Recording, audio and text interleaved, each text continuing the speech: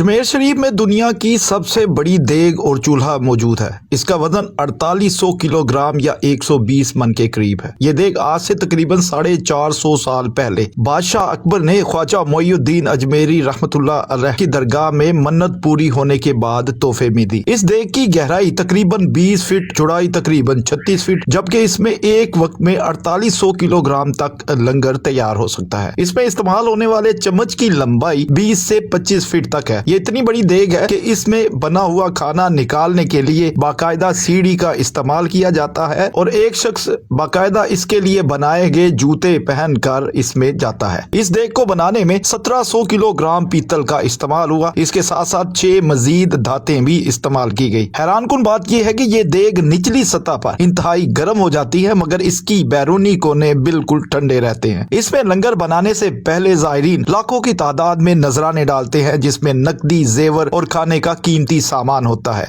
यही नहीं, इसके लिए दुनिया का सबसे बड़ा चूल्हा भी इस्तेमाल किया जाता है, जो एक कमरे जितना बड़ा है और इसमें कई मन लकड़ियां एक ही वक्त में जलाई जाती। इसके साथ एक छोटी देग भी है जो बादशाह जहांगीर ने तोहफे में पेश की थी, जिसमें 2400 किलोग्राम तक खाना बनाया जा सकता है।